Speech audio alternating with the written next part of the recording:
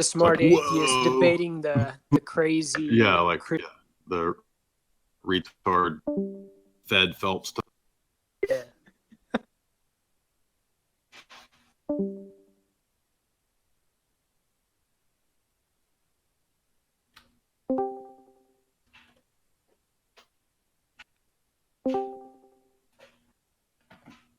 Hey, Jay.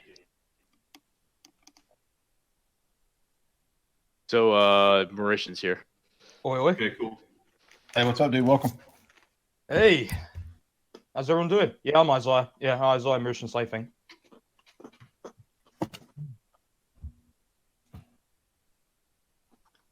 I'm just grabbing my books. Hold on. Be right. I was told I was supposed to be debating somebody or something. Well, yeah, discussing the sort of the issues of theology. Could you repeat what aspect it was supposed to be? Because I'm not clear. The essence energy distinction and the God's essence being distinct from His existence and how it is or how it isn't. Yeah, you didn't unban Benedict though. Can't get in apparently. Yeah. Oh yeah. What's the name? Could you unban Okay. Benedict as well? Yeah. Yeah. I did it on my phone. Hold on.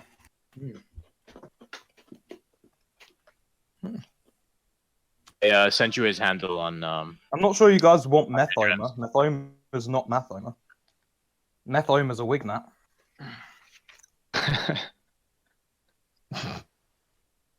You can tell from the amount of teeth he has.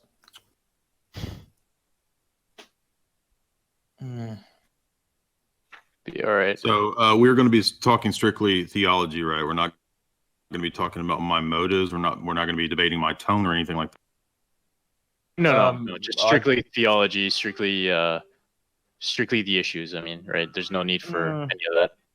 Actually, I should probably plug the better microphone in. Okay, I'm looking under Benedict. I don't see a profile named Benedict that's banned. Well, he's apparently having trouble with the link. I don't know what's going on. Well, I need to know his handle. Oh, it's not resolving the invite for some reason. It's probably just his software. Time to reboot. Hold on.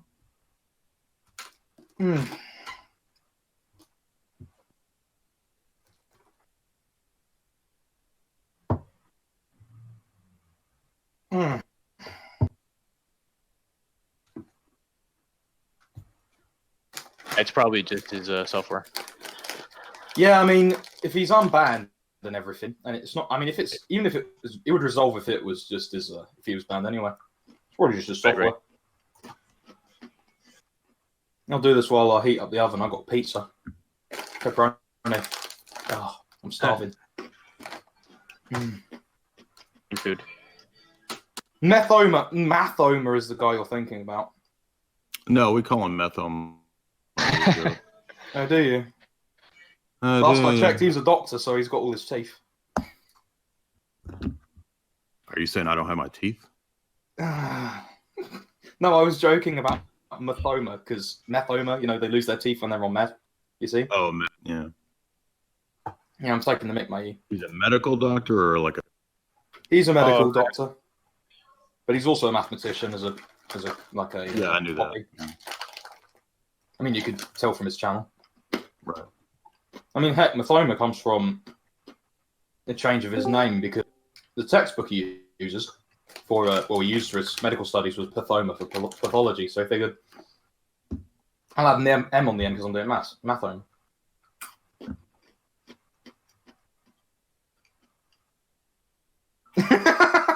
That's a good one, Beaver Technician. Gracious.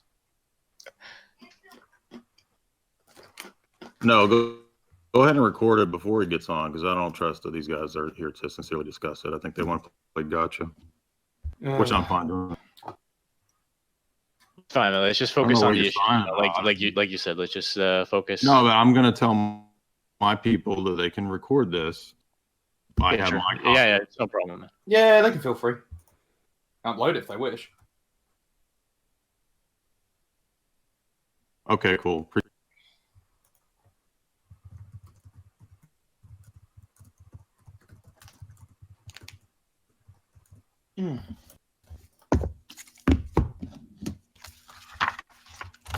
So is the Benedict dude coming? We don't know. I don't know. I'll check the DM. I think he might have just straight up switched off his computer just to make sure. Oh, okay. Yeah, I am eating. There's not much you can really do about it. Classic cuck theist. Oh. Well, it's better than classical atheist or whatever you've been calling.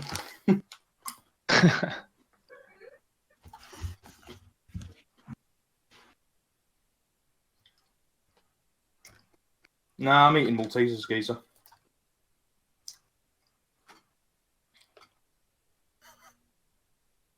They're coming on. Chew, swallow, talk. Matey. I thought it was his accent. Yeah, Yankees. Needs to get bloody used to this sort of talk.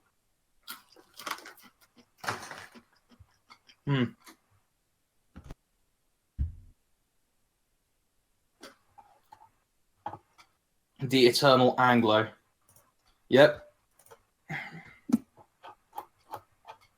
Yep, we're forever colonizing things. Even if it's now tech instead of other countries. What made you guys want to suddenly debate? I just got told there was a debate going on, and I was like, I don't know. I just figured it would be a bit of banter. I just came back from the shop. I got myself some food because I've been working solidly all day and had a couple of cups of coffee. Didn't you say that you were just making a video on this? No. I made a video about reasoning yourself out of atheism. Oh, okay. Right. Yeah, but like it wasn't specifically like, I don't know, St. Bonaventure or St. Anselm of Canterbury. Although I do have, I am going to be recording the proslogion by St. Anselm of Canterbury for Renaissance Man as well. Hey, I've got it down on this. Would you think it matters if in Cur Deus Homo he makes statements that are monothelite? Would that matter? I really doubt it. And besides, it's not pertinent to the proslogion anyway. I'm asking you in a different work if he in Cur Deus Homo if he makes monothelite statements, if it matters. I'm not asking if you doubt it, but would it matter if he did? I mean, honestly, I don't find the proslogion that convincing. So, I mean, I'm not going to write the guy off before I've read the book. I said Cur Deus Homo about the. Yeah, I know. I haven't read it, so I can't comment. Okay, would it matter to you if he made monothelite statements in it? Well, I mean, like any other heresy, yes, but we're speaking if. And I don't think he has, otherwise people would have pointed it out. Yeah, but a lot of people have. So that really doesn't have anything to do with whether it's true or not, because whether people accept things and point things out doesn't really prove or disprove things. I'll judge it when I've finished off On the Cosmic Mystery of Jesus Christ by Maximus Confessor, which is good work. Thanks for recommending it.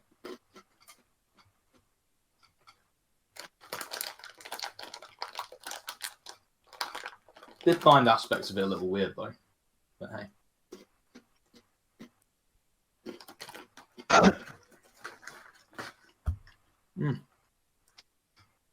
This dude coming I'm getting to see if Mathoma comes on. But Benedict, I don't know, is having issues.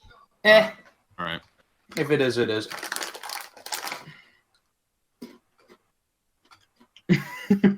Just looking at the chat taking the mick out of the police force. Yeah, they're blooming awful. Poor geezer though, the other day, a guy in Berkshire went to raid a Muslim family of 10. I think it was a Muslim family anyway. Ended up beating him up, tying him to a car and dragging him along the ground to death. That's why you army of cops, people. Who are you calling, Chev? I mean, I could speak like this, as I do on my channel, but I'm not really in the mood. Yeah, they do look a little bit ridiculous in the stab vests, don't they, guys? I mean, have you guys seen the policemen from the 50s? They're really good. Like, they look properly chad with the truncheons and stuff, back when we had some stability in this country. Fake persona on YouTube. Just mute him, okay. If you don't like small talk, that's your choice. Speak after swallow. That's how we proceed. Please do tell me how America is civilized. We're in the UK, Southeast. I'll give you my channel if you want.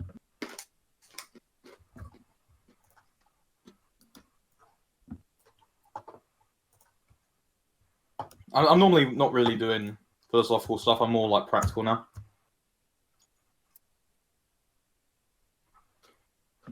I don't know. We don't really have many Seventh-day Adventists around these parts.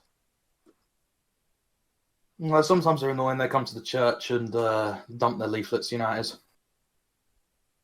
Were your problem? I'm not sure exactly what you mean by that. But... Dude, Gary, don't get mad. The Americans only hate us because we have better accents. No language. Upper received pronunciation, lads. It is the creme de la creme. Okay, apparently still Benedict's having problems. Yeah, let's just. I guess we could just carry on without him because it's just wasting time at this point. Yeah, all right. Anglophonians. To be fair, when you guys rejected William of Ockham, I fully understand, guys.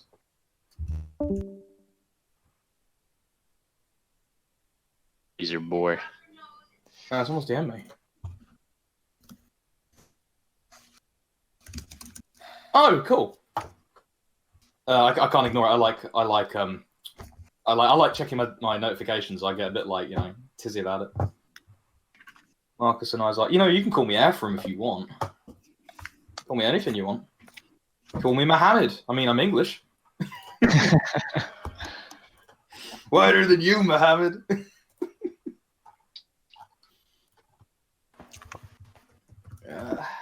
Videos just.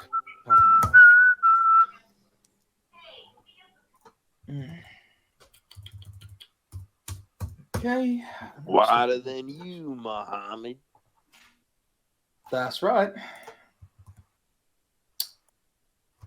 Okay. Just sharing out my video that just came up. Yo.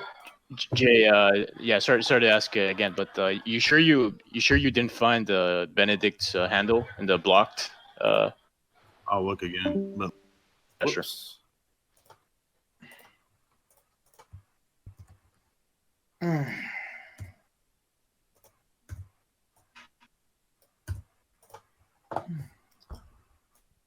Let's see.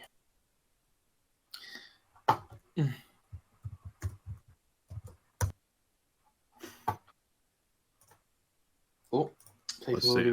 Here's one name, Benedict. Oh, Is it like a pink NPC looking dude? Yeah, that's him. Okay, that's him. All right, my bad.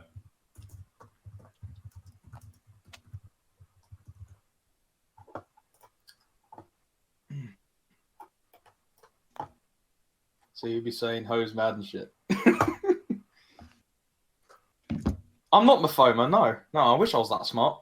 But God has placed me in a position where I was born a chav. So there's...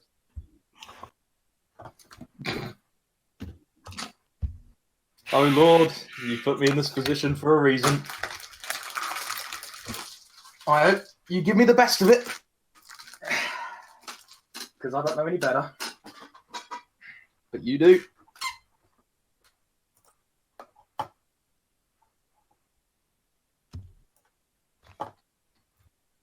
Off the sauce. May dash some crazy car off the scissor. What, scissor? I don't know what you're on about, movie technician. Now he's... I think he's in. Yeah, there you are, matey. Oi, oi.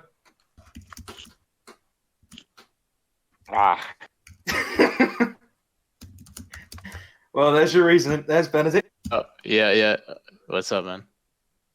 Chilling. What's going on? Where's the... Alright, so where is Dyer? He's in the chat. I'm right here. Alright, perfect. Brits have some great insults. Yeah, we do. We have to deal with other British people.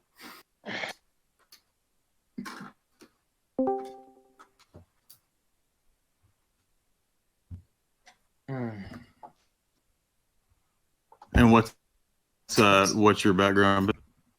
Oh, what, me? Oh, I'm a bachelor's degree in computer science, mate. At the moment. No, Benedict, the Benedict guy. Oh, undergrad civil engineering. But I'm saying you're like a Thomist Roman Catholic.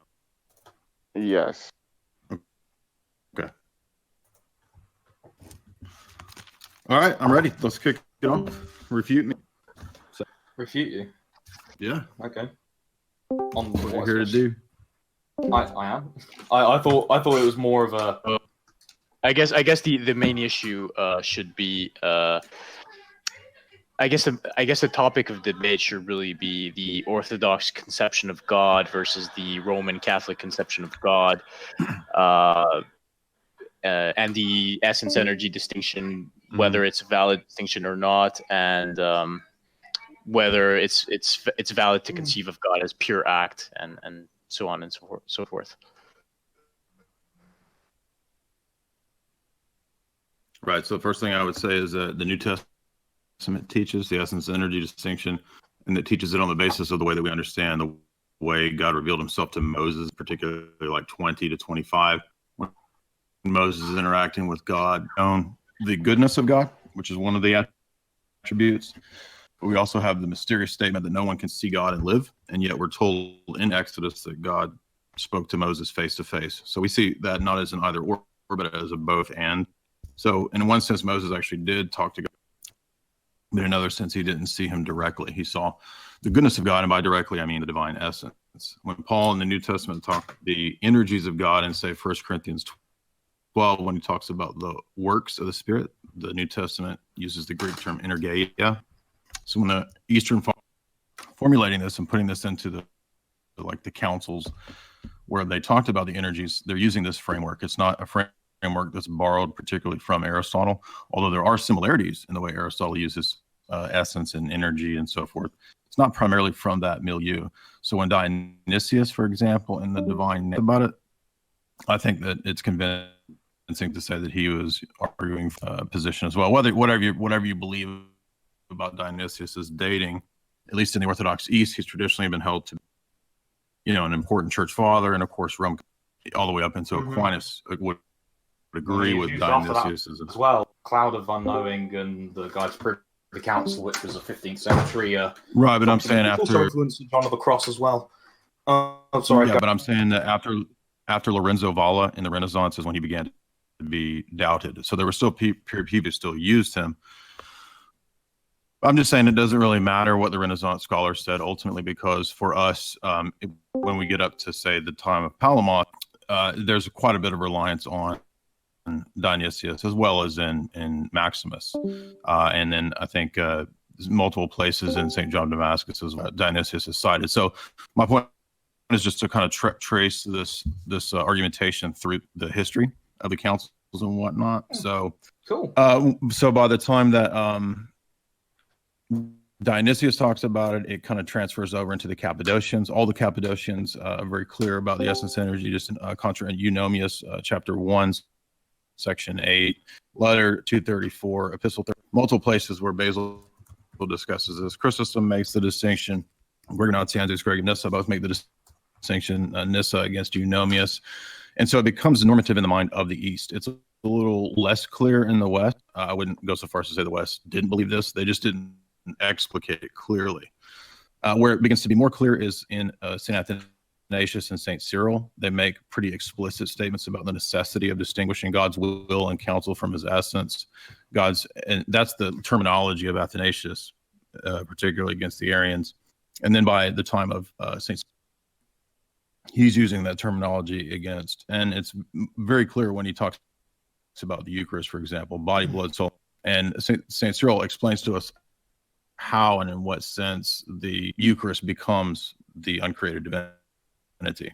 For us, it's the energies. And if we move up into the time of St. Maximus, Maximus fleshes this out in the most clear way through Christology.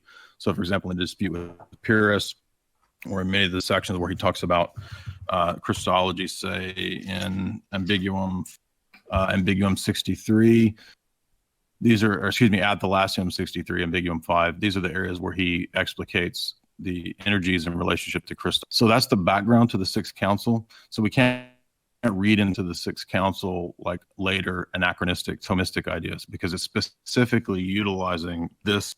And if we read the work that was the basis for that dispute with purists, it's very clear that they are distinct, because it's not just a question of kind of like sitting back and thinking, what's God's relationship to the world? It becomes the most clear, the most precise, and there's no doubt that the uncreated actions that apply to Christ in the incarnation are distinct from his human act. And if those actions are proper to the divine nature, as John Damascus argues in Book 3, then they have to be distinct, because the miracle walking on water is different from the miracle of changing water to wine. It's different from the miracle of the resurrection. Actions, energies proper to the divine nature.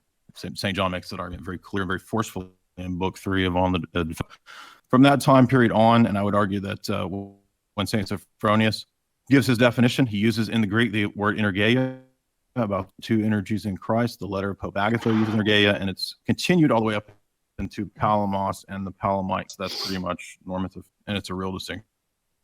Right. Okay. You done?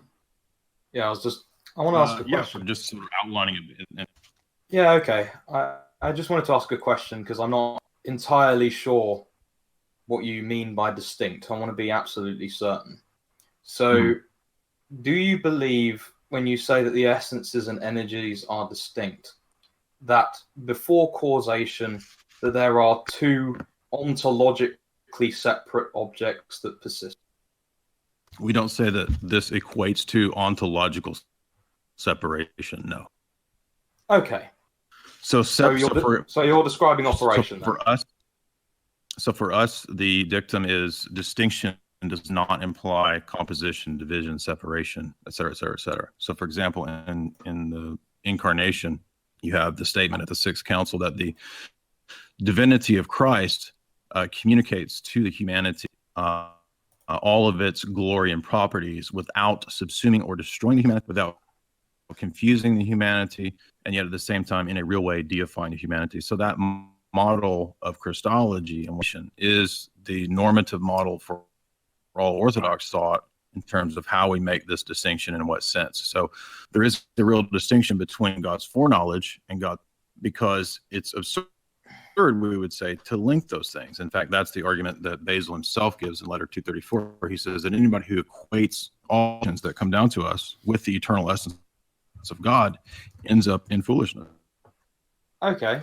So just to be absolutely clear, you don't believe that the energies are distinct. I mean, I read an article of yours from about 2014 about Sephirothim and the distinction between Kabbalistic Judaism and essence energy in the Eastern Orthodox. And this may be my own misreading, but the distinct impression I got is that you thought that they were ontologically distinct in the same way as, say, the Valentinians thought of the aeons as a means of thinking of God. No, absolutely. Okay, that's good. That's good. So that's good. It's just let me read a quote of Basil. If you believe that you are ignorant of the essence, you are ignorant of him, says Eunomius. So he's quoting Eunomius there. Basil says, I replied to you that you are all of God himself, saying that Eunomius doesn't know God. And then he goes on to say, if you're ignorant of the essence of God, then you also should. When he gives the statement about the energies, he says very clearly, he says, do you know what you worship, or do you not know? Basil says, I know not what God says. I'm ignorant of it. And then the Eunomians ask me, do you worship what you know or what you don't know? I answer that the word to know has many things, for we know God's greatness, his power, his wisdom, his goodness, his providence, but not his. The question, therefore, is put for the sake of dispute. Who denies that that he knows the essence of God does not confess himself to be ignorant of God? Because our idea of God is gathered from the attributes that I just listed. God, however, Eunomius says, is simple, and whatever attributes that we say of him, we attribute to knowable. But the absurdities involved in this are innumerable. When you add up all of these high attributes, are they just names of his essence? And if they are they all? Is there a mutual force in his awfulness with his loving kindness? Does justice mean the same thing as creative power? Does providence mean the same thing as foreknowledge, rewards, the same as the bestowal of punishments? Is his majesty equated with his providence? In mentioning any of these, do we declare what God's essence is? If they say, then we just simply ask them, then you don't know the essence of God. But anyway, so the point being is that he's saying what we're saying. These operations are various and the essence of God is simple. So what we maintain is the same thing that Dionysius says, is that God is wholly present in every one of his energies, and yet he's not divided. And we accept that because it's revealed, not because of Aristotelian. All right, so a lot of times when I have this argument, people, God can't be distinct without there being parts, compartmentalization, or some sort of something like this, and that's not true. So it actually has nothing to do with Kabbalism. I'm not sure what essay you're talking about. I don't ever remember. Let me find it. There was like a. Let me read out the title. Let me find it very quickly. Okay, it's reassuring to know that you don't believe them to be like actually distinct in their actuality, because then that would make you a polytheist or a Valentinian. No, they are just like the Father and the Son are really okay. So you're essentially describing. I mean, I'm not actually a Thomist, but you're essentially describing what the Franciscans would, and indeed Aquinas himself would call. What's it? Yeah, that's it. Operation. No, we do not believe in a virtual, nominal, or conceptual distinction. And the Franciscans and the Thomists believe in a virtual, nominal distinction, and Franciscans and Scotists believe in a formal distinction. And a formal distinction was an attempt. The Franciscans had read Easterns. It was an attempt to find a mediating position, but we do not accept a mediating position of formal distinction, and we believe in a real distinction. Jesus walking on water is really distinct from creating the world. Those are two. Yes. They're really distinct. It's the actualization of a potential. Yeah, I agree. No, they're two distinct actions. It's not just act and potential. No. It must be it is the actualization of a potential. Anything acting within the created world. The actus purus, or whatever you wish to call it, is simply pure act, and it doesn't have a potential. Whereas walking around, you're dead wrong. You're dead wrong, because what actus purus means is that he is his essence, right? That's to equate nature and person and God. He is. Yeah, and that's called modalism. Your actuality. No, it's not. No. Yes, no, I'm not speaking of candles, and I'm not speaking of, like the fact that they're the same person. No. I'm speaking specifically as his actions through body. Jay, could you do me a favor? Could you do me a favor? Could you do me a favor when you're talking, he let you speak and complete your point. So could you please let him complete what he's saying? Because you have a habit of interrupting. I mean, it's understandable. Like, okay, can I make a statement about what you just said? Yeah, of course. I mean, about my understanding of what actus. Go ahead, shoot. So actus purus says he is, in strict identification, his. Yeah, his essence is his existence. Yes. And also that he is his essence, right? This is how Thomas says it in the Summa. Yeah, insofar as he was the divine essence before the incarnation, yeah. Right. This is the confusing of nature and person. This is what John demands, the ultimate error of all heretics. Dyer, I don't know. Benedict, don't worry. Dyer, that's what he actually thinks, though. I think he makes this very clear in Prima Secunda Pars. He follows basically what Cyril of Alexandria says when it's like the combination of. No, he doesn't. Cyril says the energies are. No. Yes, there is obviously the distinction, and this is something that persists in a real distinct virtual distinction. Dude, I've been here for months rebuking this very idea. Good for you. Okay, well, but you wanted to come and talk about it. You should have been aware of what the. I did. I just came after getting a pizza. To be honest, I figured it'd be nice to have a chat. Okay. But this is decidedly not what I've seen from people like Peter Kreeft, Edward Fazer, and those who've interpreted Aquinas, and certainly not what I've Peter Kreeft seen. literally says what I just. He says that God is identical. Yeah, and he's a Thomist. That's how he begins the book. I have his book. God's existence is You actually dropped out. I didn't identical to hear his you essence, properly. and Sorry. he is identical to his essence. This is common Thomism. He is identical to his essence. This is what Thomas says in many places. Do you understand? Dyer, you're confusing pure act with pure subsistence itself. When you when think Aquinas, not or something.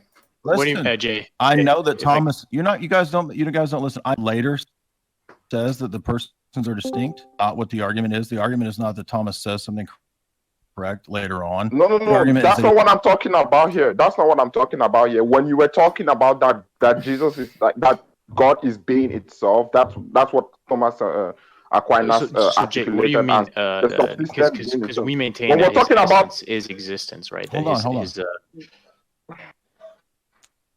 Correct. His Yeah, essence is well, his existence, and his personhood is also his essence. They're all equated very clearly. There's no denying this. And Thomas, he's very explicit about it. This is And yeah, why I'm doing people it. like this. his. Could you repeat that? Thomas is very clear in many places. I have all of the secondary Thomists.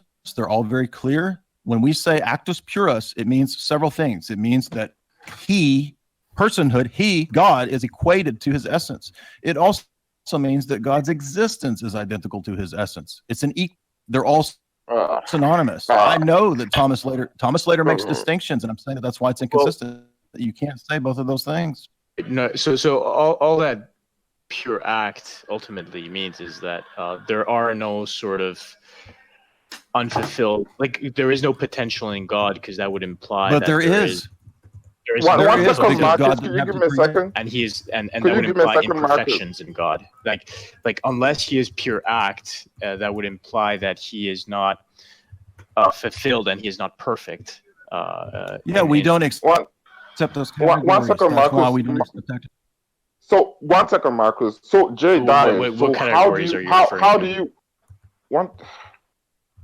How do you think we Aristotelian arrive? How do you? categories of like actuality. Can one and of you potential. talk? I was gonna ask. Jay, How do you referring to you say you're- actuality and potentiality, or Can one of you choose to talk and not the other two? Just one at a time. I was gonna ask Jay. How does Thomas Aquinas arrive at pure act? Thomas Aquinas believes that God is pure act. No. I want you to go through the arguments. That's what I want you to go through. Like, what are the precepts He argues for on pure act? because there can't be composition or division in God. Right? Right. So the argument is that there cannot be any real distinctions in God or any potentiality in God, because that would lead to a compromising of simplicity. This is explicitly what he says when he's disagreeing with John Damascus. No. This is where he cites okay, my ideas. but there are several different different arguments. And like in the five ways, so the reason when he- that is because if there is any sort of potential in God, Mhm. then Yes. by I know. definition, that means that he is not all perfect. He's not infinite. So, do you understand that we don't point philosophically? That's where we disagree. We do not accept that Hellenic doctrine of sin to begin with. That's why on divine truth, he disagrees with John Damascus's argument for the essence energy distinction. you're literally saying that See, God the is only- imperfect. I understand that, but No, we don't agree with the philosophical simplicity means. Why can't you? I just Why want to can't you point get that? Can I just point something out? I don't understand why it's like when it comes to choosing between, say, the Roman Catholic and the Eastern Orthodox Church, it's evident that there are variations in both, yet there are preferred positions in both. Although there's obviously leeway. I could go completely full Neo-Platonist if I really wanted to, though I'd be ridiculous. Like, obviously not fully Plotinus. I don't need to be corrected on that. But I think the real deal with the churches is to, when deciding on a church, because that's ultimately what this whole debate is about, is to go and look at the historical sources and observe how say, the pontiff acted, or say how the Phocian and the Salarian schism played out. So I don't understand why people would put so much effort into, like, interpreting theology, which these theologians totally wrong. No, I don't see the point. I mean, You're totally wrong, because the whole history of the church was bound up with settling theology when it comes to Christology. Jay, can I be allowed to finish? Thank you. So, for example, I could be a complete idiot and I could rely on John Wesley, for example. Or I could rely on St. Athanasius, which is someone we all agree on. But the thing is that we in our imperfect state cannot judge necessarily what the best church is based on how these particular people wrote. What we have to do is look at the historical developments. We disagree, because we believe that you can have a direct knowledge of God, and these things apply directly to not know God directly. And the history of the church. Yeah, but you need to read the theologian first, don't you? The history of the church is not about a bunch of debates over churchly politics, mainly. What are ecumenical councils? To deal with Christology and the very topics. You know what happened to Ephesus with St. Cyril of Alexandria and the disguised I said not primarily about ecclesiology, but primarily about theology. Nah. It's primarily... Dude, you haven't even read Ephesus. It's about Christology. No, you don't. No, you don't. You're missing my point. The thing is that there's ultimately a political role to play, and those are the things that we ought to analyze because they're more intelligible than... No, they're not. No, nope. Yes, they are. No, they're not. That's not what there's more benefit. There's more benefits to looking why these particular crises. No, that's why we're making converts of Roman Catholics, because I tell you the right theology. It's not so much about the history. But surely you could get that wrong, though, Jay. Surely I could get it wrong. No, I don't have. I'm not a classical foundationalist. So you're presupposing, so you're saying that based on reading of theology, we can indeed come to a true... I don't do dialectics. We believe that you can have a direct knowledge of God. Could I have like maybe a minute to articulate my point? My point is... My point is that for somebody who's approaching the faith, be they atheist, be they Protestant, be they Eastern Orthodox, be they Catholic, I think for the vast majority of people, it makes a heck of a lot more sense to understand how the crises themselves developed. We can all talk about essences and energies until the cows come home. And one of us may be right and one of us may be wrong. That depends on the philosophy and theology. However, I think the easiest way to come to a conclusion about what the correct church is to understand the context of the writers and to understand the history behind that. And I think that bears out the Roman Catholic position in a far, far more graceful sense than esoteric arguments about theology, which nobody, a lot of people understand. You're wrong. Of course, a lot of people understand, but the vast majority of the people watching and listening to this, they may have heard stuff from you, they may have heard stuff from me. That's fair enough. I may well be wrong. You may well be wrong as well. In fact, I know I'm probably wrong because I haven't spent all that. I mean, I've spent time reading the patristics, of course, but I don't have the Patrologia Latina, Graece, and Orientalis memorized.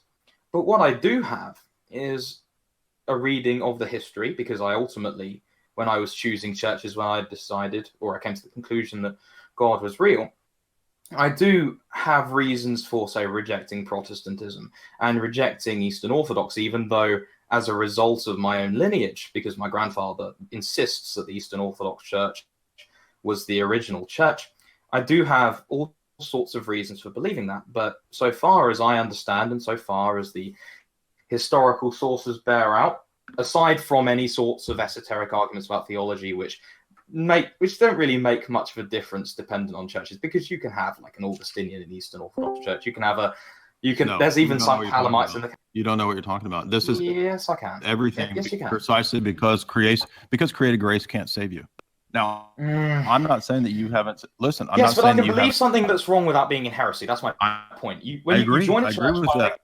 So then it's not relevant to 90% of people. So I don't. It is relevant because heresy is a real sin and it's a real problem that leads people into error. You need to know you're wrong first, though. And if you don't know that you're wrong because you're not interested in that, then it's not an issue. Just argue on history. It makes a lot more sense to most normal people.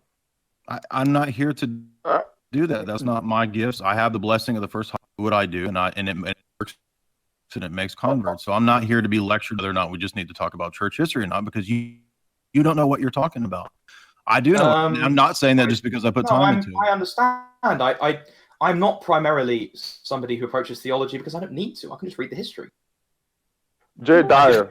I can look at how the Photian schism played out and how St. Photius' own contemporaries didn't like him. That has nothing to. Yes, Do you understand? That has nothing to do. This is the most ridiculous argument about how we determine churches. No. Yeah, I just read the history and I figure out who's the good guys and the bad guys. I mean, that's like the most naive possible thing. You look at the councils debated the treated. Things that I'm telling you. The councils debated the things that I'm telling you. You are. I wasn't aware. I wasn't aware that this was the case. But my point. The councils debate the things that I talk. Yes, they do. But the thing is, so that's what matters than just what's on the paper, though, isn't there, Jay? I mean, you're not. Of course there is. Do I think it's just? Do I say it's just a matter of just sitting around and reading? No, you have to be in church. That's why I say everybody has. Yes, and we can do that based on history as well as esoteric theology. But theology is a much harder thing to get a grasp. The problem is that it makes a lot more sense to say go and read. This is a go and read, say, the epistle that you have. No. I know for a fact. You're a classical foundationalist, and you don't even know what that is, and you don't even know why it should be critiqued. Jay, even if I didn't know what that is, I wouldn't need to know anyway. Because exactly. Because 90%. So you have no idea what you're on about. Most people don't care. So why would I talk about that when I could read things like the? Yeah, but a lot of people do care, and I'm not. It doesn't matter. You don't have the authority to make those decisions. You're just a dude. I'm just saying that maybe it would. No, what I'm saying is that it makes more sense to go and look at, Pope Saint Eusebius. Do you think most people care about church history? They don't care about church history. So yes, they do. Yes, they do. What you're saying doesn't even make any sense. This is how people get out. All you guys are saying is please debate church history, not the essence energy stuff, because we don't know and it doesn't. Okay, all right. You wanna debate the essence energy stuff? Can I just ask you? I asked you earlier. 1 second, Marcus. What do you mean that we sort of presuppose this classical foundationalist view? Well, I mean, what he's saying of the Enlightenment and classical foundation. And Thomism is what gave rise to classical. Of course it is. I mean, I just came to the conclusion. I'm just saying, like, why would sort of do things like so basically, the argument here is stop talking about theology and no. I don't need to talk about theology when I can just go into history and look. Then don't talk about theology. And nobody cares about church. Oh, so nobody cares about where the churches came from? Okay, let's just ignore the Gospels while we're at it. The Gospels are full of... Jay, would you agree that the truth... Would you agree that the truth doesn't belong to sort of one particular philosophy? I mean, the truth is the truth, right? Ultimately, there's theology. Right. Ultimately, truth is theological, yeah. By the way, he's not even faithful to his own position. His own position teaches that philosophy and history are handmaidens to theology. So in his own goofy church. What? Sorry. Okay. Sorry. Does your church not say that philosophy is a handmaid to theology? Of course it does. It's a part of it, but it's not the reason why most people come to the conclusion. It's what your church says, dude. You don't know what you're talking. Jay, could I just say it does say that, Jay? I'm not disagreeing with you. I'm not disagreeing with any of the sources you're citing. I'm just saying that it makes a heck of a lot more sense to go and look at, say, the 3rd century letter from Pope Saint Fabianus commanding the bishops of the East to administer chrism every year, invoking explicitly apostolic authority. We don't care what these forgeries say, dude. Do you have any proof it's a forgery? Yeah, actually, there's quite. Oh, what? You're going to give me like the disputation of Constantine or whatever it's called? Dude, I don't need to. You know what? You want to go to church history? You want to do it that way? I don't need to go to Vatican II churches because they disagree with what Mortalium Animus said. What Mortalium Animus said in 1920. So you want to play church history game? You want to play the church history? State of occultism a while ago, man. I didn't realize we're making. You want to play the church history game? I thought pan-ecumenical. Am I lagging? Sorry, guys. Gatherings. I thought pan-ecumenical gatherings were apostasy. Mortalium Animus says it's apostasy, and now it's the work of the Spirit. Okay. Yeah, but you don't have an answer to any of this. You've made a complete. I I don't need to. I Jay, don't need to. Jay, Why are you debating? Okay. You're just giving up. All right, on Jay. I just came theology. back. Like my, I don't need to- my oven's been. Dude, I've been debating my oven for a piece of last hour. I'm just here for bands. Just Jay, Guys, Jay Dyer. let's we started off in a good note. Let's not start. I'm deleting Jay. Rishan because All right, Jay. I'm sorry. What? I debate didn't these hear other that. guys. I'm gonna Jay. debate. Jake, Oh, One second, Jay. Is it because you can't deal with church history? I'm gonna Is that debate why, these other Jay? guys. Oh, Jay doesn't know his letters. That's cute. Jay. Like, You don't know anything, like, dude. You're not even here to debate. Dude, You're Okay, citing, you're but- citing I'm forgeries here and to shit, I'm here to dude. debate Forgeries and the shit. churches, Dude, you're yeah. pathetic. Okay, Okay, what? You can't debate. I am. You I'm can't. just, You're I'm just, relying I'm just on nonsense because relying you on- lose I'm the other relying debate. on letters that have secondary sources. Okay. I mean, like this is fine and fair enough. It You wouldn't say even matter there's- if that letter was valid. It wouldn't because even that's matter if not the how we letter is determine- true. The letter wouldn't. that shows evidence of papal primacy. Yeah. So because a Roman bishop claimed it, that proves it. That's a Well, Roman you'd Catholic think, argument. you'd have thought that maybe if a letter sent in 253 AD had explicit references to apostolic authority, there may have been a bit of a tizzy in the church. Wouldn't Yeah, I covered this in the Ibarra debate. Hey, brother, Jay, bro, you keep cutting out. That's a doubt. That's Gotta a do doubt for something about this. me. But okay, please That's a articulate what happened there then. No, Brother keeps cutting out. Bro, you gotta do Jay. something about it. you're literally one of the worst. Dude, you're like ask yourself. You're a debater. Jay Dyer. Sorry, what? Sorry, what? Okay. Sorry. What? All right, Jay. Okay, could we Mad. could we do this real quick? Let's do this real quick, right? Let's do this real quick. I told you. I wanted to go back. I wanted to go back to I told pure you these art. guys didn't want to. They can't debate. They're pathetic. Okay, but I want to go back to pure act. Okay, I want to debate now, right? Like I've been waiting. Let's go back to pure act. I asked you again. I'm gonna ask you again this time. How do we arrive at the argument for pure act? Could you answer that? Yeah, it's based on arguments about what simplicity is. If you ask me about specifically which section in the tome in the Summa, is that what you want to do? Do you want to go to a specific section in the tome? Yeah. Okay, let's go to it. What section you want to go? Pardon? What section do you want to go to? No, I'm asking you what is the argument from pure act. I'm not asking you about a specific section. You say you understand pure actuality, pure act, right? So you tell me what. So I can give you from memory right now. Where he says it in on divine truth because it's the section where he disagrees with St. John Damascus. Okay, No. do you agree with that Okay, or not? wait 1 second. There's a specific step to how we arrive at this argument, and like I've seen you conflate this stuff like 3 times already. So how do you come? No, it's not a arrive at pure conflation. act? It's not a conflation because you don't. Okay, how do you arrive at pure act?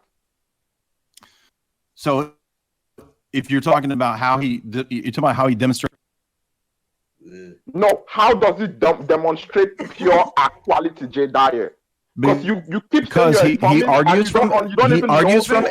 he argues from Aristotle that there cannot be composition or division in an absolutely simple that's essence. wrong. Yes, he That's does. wrong. Yes, he That's absolutely. wrong. That's wrong. That's completely wrong. That's completely Dude, I wrong. got it in front of me. There's a specific argument. There's a specific argument from the 5 ways from which he draws the I just conclusion asked you that if it was from the 5 ways. Dude, I just asked you if you're. No, you did not talking ask about me. from You the- asked from me the what proof. section of the summa. You did not ask me that what section of the proof. Those are 2 different I've things. got it right in front of me. Hold on, Okay. slow down. Jay Dyer, going on Slow down, that. dude. I've got the Summa in. I'm asking. He makes many arguments. Okay, so hold on. Let's just call. Yeah. I asked you. All right. Are you talking about the section where he talks about God is self-evident and he talks about the 5, or are you talking about where he specifically interacts with arguments about the distinction between essence? I know what he says. Okay, and so he starts by he talks about Aristotle. He talks about the philosopher in posterior analytics. I've got. So you try to play gotcha. Like I didn't know what I was talking about, and I do know what I'm talking about. I don't care. Okay, I don't care about. So, I don't care about settle the the rhetoric. fuck down and stop screaming at me, you retard. Yeah, because I don't care about your rhetoric. Because a lot of times you go to rhetoric. Dude, I know what what focus on Thomas specific says. arguments. I've been So reading now, it for 20. okay. All right. So how? down. All right. So, Settle all down. right. Okay. So go through the arguments. So go through the arguments through which he comes to the conclusion that therefore God must be pure actuality. I can't even understand what fucking language you're speaking. Go through what? Go through the arguments from which he concluded that therefore God must be pure actuality. Could you go through that for me, please? You're talking about the proof. Yes. Yeah. Okay. So there's 5 ways. Every Thomas knows. Mm-hmm. There's the argument from teleology. Mm-hmm. Mm-hmm. Go on. There's the argument from. Mm-hmm.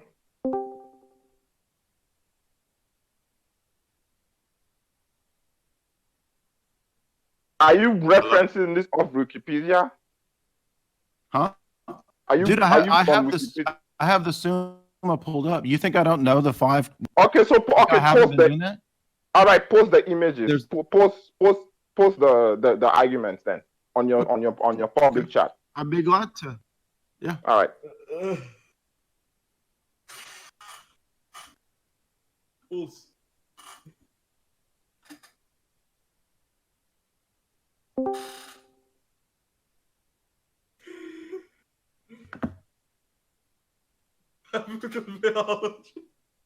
Huh?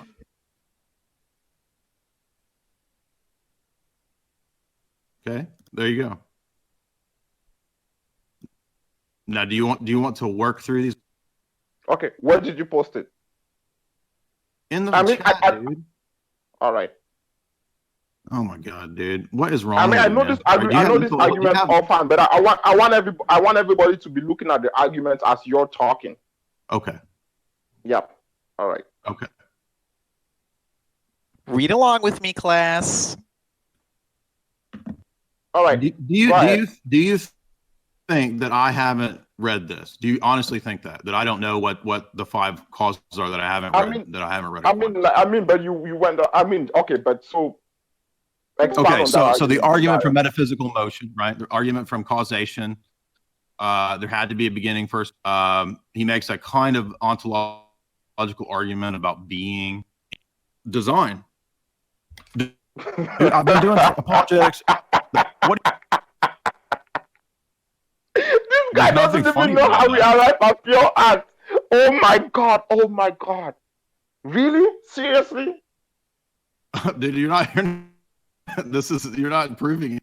I mean, do you want me to read the I quotes? mean, like, no, I mean, you said you know all these things and you don't know, like, even simply how we arrive at the fact that therefore God must be pure act. You keep going, you keep going, like in between arguments and conflating. There's a very specific. There's 5 ways. All right. There's a specific argument from which he arrives at, therefore God must be subsistent being. And then there's another argument from which he arrives at God, therefore God must be pure act. You've conflated the two. You said the argument from pure act, you said earlier, wait 1 second, Jay. You said earlier that pure act means that God is God's essence, right? Is his existence, right? That's not what it means. Yes, it is. That's what actus That's purus not what means. it means. Okay, so go through Yes, the it argument is. then. Okay, so go through the argument. Go through the argument and you see you're wrong, J. Dyer. You're a retard, dude. I mean, Everybody knows what actus purus means. This is not even up for debate. You're debating. Okay, that me on is something nobody even debates. Okay, that's just rhetoric. That's just rhetoric. That's You're just rhetoric. debating stuff that nobody. Okay, but that's just rhetoric. J. Dyer, this is just rhetoric. Go through arguments. If you think that you know stuff, go through arguments. Don't chimp out and hide behind rhetoric, man, because that's a cowardly move. Go through the arguments, dude. That's cowardly. You make fun of my accent. You make fun of this. Like when you could just go through the arguments like a mature person. Go through the arguments. Are you new to my stuff? I've been going through it for 20. You don't need to tell me 10,000 times that you're a Thomas or what. That's rhetoric. It has nothing to do with arguments. Absolutely nothing. No, but see, nobody knows who you are. Jay, to say that I don't know. Jay, could you just let's through just the like argument. let's just sort of like address logical arguments. I mean, Yes. don't need to sort of So- be quoting every sentence, sort of. Exactly. Like the church fathers say this, the Thomists say this, or like let's just like sort of go logically. What do you mean? That's how we do this kind of. I'm saying is that like in order to because no, because you can conflate things. Yeah, because you can Benedict. conflate things. Benedict, let's just Yeah, like it's I understand that you think I'm conflating. Okay, so can we? You can we are. agree that- I don't like. It's not as Dude, if that you dude. demonstrably. You I just know that demonstrated it. You just demonstrated it. No, I didn't. All you're doing is trying to trip me up, dude, and it's not working. I know what the I'm five not proves. tripping you up. I'm just like, okay, you just went to the Catholic you went to the Catholic Advent. I could go through the arguments with you offhand. Go for it. I don't care. I mean, you're talking about new Advent. Yeah, the 5 ways. We all know what the 5 ways. I know what classical apologetics is. I know what. Go through it. Okay, so you go through it then, J. Dyer. Go through the arguments. If you know what it is, don't tell me you know what it is. Go through it. I just listed them for you. Okay. Mm-hmm. The argument from motion, right? All motion requires a right. Motion being I mean, the action. The design argument, the teleological argument, the contingency argument, efficient causation, right? Mhm. And he gives a version of he gives a kind of almost metaphysical ontology. So what St. Thomas is trying to do there is sort of how can we account for change, which is just defined as the actualization of a potential, right? Correct. And the act potency theory is sort of fundamental to this whole argument, right? Like, okay, correct. Yes. If you want to sort of attack the argument, maybe let's just sort of if you want, we could sort of Yes. address the act potency theory, right? Which is like sort of like Correct. if act potency, I agree. I'll concede to you that if act potency is false, then the entire argument falls apart. Yes. Right. Correct. That's what we disagree with, right? So this when Right. he begins the argument in the Summa, this is what he starts with. He starts self-evident, right? And then he goes on he quotes Aristotle in the objection, and then on the contrary, No, he cites metaphysics. don't just say what he said. Like, say specifically what. Like, could you read it out? Dude, I just linked it in the chat so people can read along. On the contrary, no, but opposite of what is self-evident, as the philosopher in Metaphysics 4 states concerning the first principles of demonstration. But the opposite of the proposition God is can be mentally admitted. The fool has said in his heart, does not exist. I answered that, and then he goes into refuting this, right? And he says that it's foolish to think that there's not the beginning or some beginning point for what exists. Correct? This is Article 2. Can it be proven that God exists? Then he says, after 3, he cites Damascene. He says that yes, right? The invisible things that are seen, there had to be a cause of these things.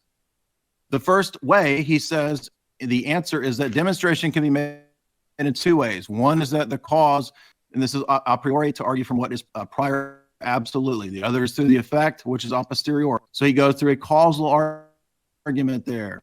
Then he goes on to talk about whether God exists, and that's where he lists the 5 ways. The 5 ways that I just listed to you. Are we on the same page? You listed 3 ways to me, but whatever. Go on. Dude. Go ahead. Dude, if I had said 3 ways, you would have attacked me. So in one section, he says 2 different ways. In another section, he says 5 ways. All you're doing is trying to go after terms, dude. No, all you're trying to do is trap I'm not going after. I'm not going after them. Okay, instead of accusing me of stuff, like just go through the argument. Instead of accusing me of stuff, just go to the argument. Benedict, instead of him accusing me of stuff, just go to the argument, and then I'm gonna tell you where you're wrong. Dude, you're not. It's fine. Let's just. You're not even on the ball in me. Okay.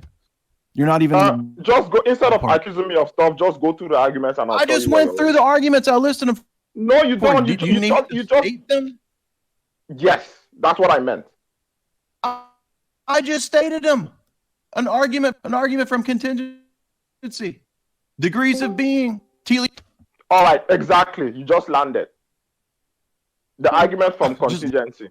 What? Yes, like this is the first time you actually. Dude, I've been reading Thomas for 10 years. I know what's in the stone. If you've been reading Thomas Aquinas and you needed to go on you don't even know. You don't know who you're debating. All right. I didn't just. Dude, I have papers on this. I have papers on this for you. That doesn't mean you're accusing me of not. You're acting like this is the first time I've looked at New Advent. That means nothing to me. That means nothing to me. It proves you. It proves that you're dishonest. It proves you're dishonest. It doesn't prove anything because atheists can go through thousands of papers. Doesn't mean that you're correct.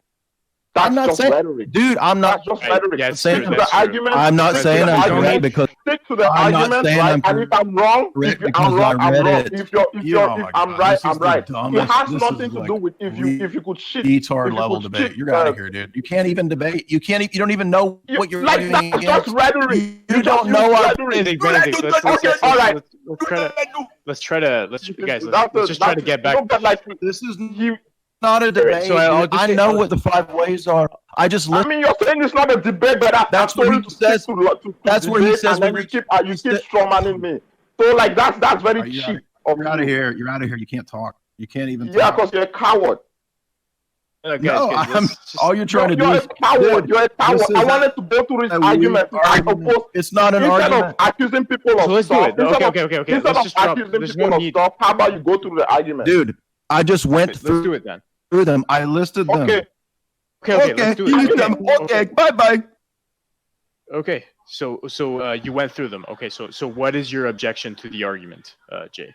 Okay. Let's say to the argument from motion, to being, the act of thank potency you. here. Correct. So we disagree with the idea that we start theology from the act potency. Can you agree? Can you follow? Sorry, repeat that again. We disagree with starting our theology with the act potency distinction. First of all. Okay. You follow me? Sure, yeah. So we're not going to do actus purus in this sense, in this way, because we're not going to use Aristotle as for how we argue about what simplicity is. And that's what Thomas does. Now, I'm not saying that Thomas agrees with everything Aristotle says. I'm not saying that Thomas doesn't say things correctly. What I'm saying, to be very precise, is that the doctrine that he posits is not where we start our theology. So we don't agree with the idea that any notions of real difference in God imply composition and division. This is trust me, from having hundreds of debates with the diverging point. This is where we both disagree. This is where we start to diverge. So we don't start our theology in the same place. Thomas starts the theology by arguing about things from creation, right? Motion, the analogia entis. You know what the analogia entis, right? Is right? Yeah, analogia entis. Yeah, analogy of being. Yeah. Right. So we don't do that. So in theology, we have what's called the ordo theologia. We have a different theology with revelation. Right. So the first place that we can see this is, for example, outside of Scripture so for example, Dionysius says that God is present in every one of his energies, but he also transcends those energies. So God is good, God is just, God is love, God is mercy, but he also infinitely transcends goodness, love, justice, and mercy, right? And and I'm just using Dionysius because everybody agrees that he's kind of a starting point, right? Thomas quotes Dionysius a lot. So on page 57, if you have the divine, it's chapter 597b, 597a and b. Dionysius goes through there talking about, okay, following me so far? Hello? You there? Where do you? Yep. Go ahead. Okay. So then if we move over to section 820 to 820, 2, 3, 4, 5, he talks more extensively about the essence of energy distinction and the one in the middle. Okay. For us, sure. For us, and then over into the next page, and he cites many references from Scripture. We believe that this is a very clear from Dionysius in the Divine Names about the essence energy distinction and the teaching of the logoi. This is something that Maximus will pick up and a lot of extensive work on. Logoi being the uncreated energies, correct? No. Well, in a sense, like, are you familiar with how the Western theologians use the term exemplar? More or less. I'm not entirely familiar with it. Like, to be honest, it's kind of like Plato in the sense of every object has a form, you could say, behind it. And for the Western theologians, they said that all the exemplars are basically kind of like archetypes in the divine essence. For us, we have the same idea of the logi. We call them the logi, not exemplars. It's the same rough idea, but we identical to God's essence. We think that it would be absurd to identify the essences of created things with God's essence. Now, Thomas is very explicit about that. Many times in the Summa, the archetypes with the divine essence makes it very clear, unambiguously. But we don't believe that. Our view is different. So we don't believe that Dionysius is teaching that. That's one place where we begin to. That's why when we see, for example, at the beginning of the divine names, when he talks about the divine rays that shine from the triad, he's talking about the energies that he later talks about in those chapters a few chapters later. So at the very beginning of the book, he talks about the divine rays, the divine coming down from the Father through the Son and in the Spirit into. Now, if we were to be more specific about the simplicity of God, Basil has a lot of debates with eunomians, as does Gregor Nyssa, and the main issue that they debate is simplicity. And this is very important for the debate with the Roman Catholic, because we genuinely believe that the Roman Catholic Church ended up going in the direction similar errors of the eunomians. So they adopted a doctrine of simplicity that's very similar, and they did it on the basis of the Hellenic Greek presupposition about what what the simplicity of God is. Okay, so for example, there's a really great statement in Basil when he disagrees with Plotinus or with one of the Neoplatonists. He says they say that God, when God says "I am" in Exodus 3, that it means that I am an it, right? So the Greek word gets mad at is the Platonists saying that I am an it, right? They read the one as a substance or an essence. And Basil says, no, we believe that I am is a statement of personhood, but I am he. So for us, the starting point of all theology is not the essence of God or speculation about this, but it's the personhood of the Father. So we begin with personhood, and that's why we have a completely different order of theology. In fact, if you read John Damascus, he doesn't begin his systematic theology the way Aquinas does. He begins it with the person of the Father and the Trinity. That's how he begins the theology. Aquinas does not do that because he doesn't. Yeah, do the Orthodox, do they conceive of essence the same way that the Thomists do? No. Being the let's say the ground or the being of a thing that makes it the kind of thing that it is. We believe we believe in a strict apophatic theology. So we believe that the essence of God is unknowable, not known, and we don't of God. As Basil says in letter 234, what we do know are the energies of God that come down to us. Those energies are not created, they're uncreated, right? And this is where we begin to diverge with the Thomists. So if you see there's letter 234, so here's letter 234, where Basil, which I read earlier, which they didn't care what I was saying. There's letter 234 where Basil explicitly says that the energies are distinct and they're not the essence of God, and that's again in contrast to the eunomians. So where we are beginning to diverge, this is where is that we don't affirm actus purus because it's too limiting.